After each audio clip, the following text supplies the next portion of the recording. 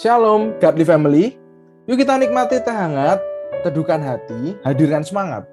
Firman Tuhan terambil dari Lukas pasal 9 ayat 22 sampai 27. Saya akan membacakannya bagi saudara-saudara sekalian. LAI memberikan judul pemberitahuan pertama tentang penderitaan Yesus dan syarat-syarat mengikut Dia. Demikianlah firman Tuhan. Dan Yesus berkata, anak manusia harus menanggung banyak penderitaan dan ditolak oleh tua-tua, imam-imam kepala dan ahli-ahli Taurat. Lalu dibunuh dan dibangkitkan pada hari ketiga. Katanya kepada mereka semua, setiap orang yang mau mengikut aku, ia harus menyangkal dirinya, memikul salibnya setiap hari dan mengikut aku. Karena barang siapa mau menyelamatkan nyawanya, ia akan kehilangan nyawanya. Tetapi barang siapa kehilangan nyawanya karena aku, ia akan menyelamatkannya. Apa gunanya seorang memperoleh seluruh dunia, tetapi ia membinasakan atau merugikan dirinya sendiri?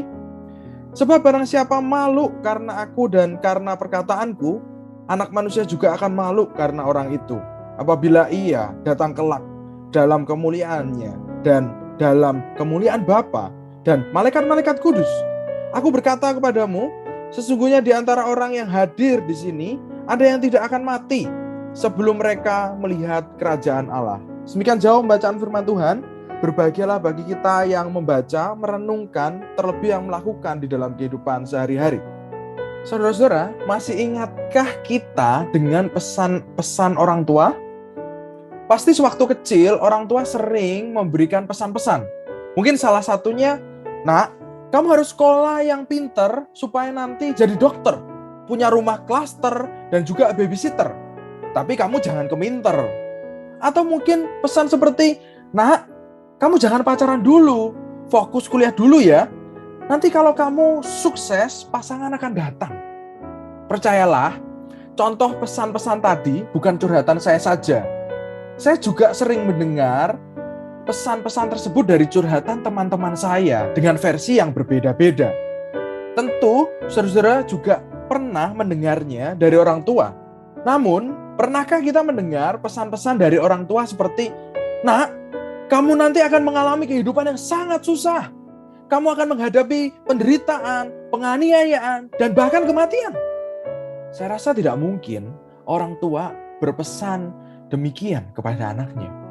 Meskipun mereka tahu akan ada kesusahan dalam kehidupan anak-anaknya, tetapi mereka akan menguatkan anak-anaknya. Orang tua akan lebih memilih memberikan pesan yang berkesan positif, bukan negatif. Saudara-saudara, bagian Alkitab yang saya bacakan tadi merupakan salah satu pesan Yesus sebelum dia mengalami proses penderitaan salib. Anak manusia harus menanggung banyak penderitaan dan ditolak oleh tua-tua, imam-imam kepala dan ahli-ahli Taurat, lalu dibunuh dan dibangkitkan pada hari ketiga. Yesus dengan tegas dan lugas memberitakan tentang proses kematian dan kebangkitannya kepada murid-murid. Dia memberitakannya karena penting menyelamatkan, sekaligus merangkum dari seluruh Alkitab. Namun Yesus tidak hanya memberitakan tentang kematian dan kebangkitannya, keselamatan saja. Dia juga memberikan pesan kepada murid-murid untuk mengikuti jejaknya. Setiap orang yang mau mengikut aku, ia harus menyangkal dirinya, memikul salibnya setiap hari, dan mengikut aku. Sebuah pesan yang tidak mudah untuk didengar, diterima, apalagi dilakukan.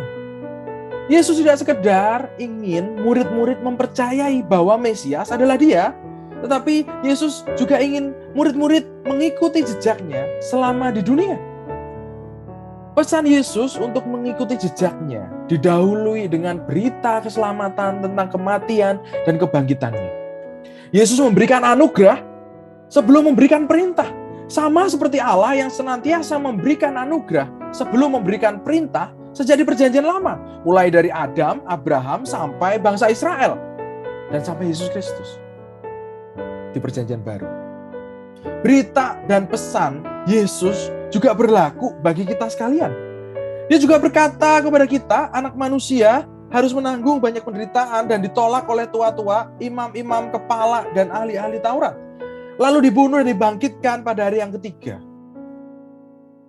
Oleh karena itu, setiap orang yang mau mengikut aku, ia harus menyangkal dirinya, memikul salibnya setiap hari, dan mengikut aku.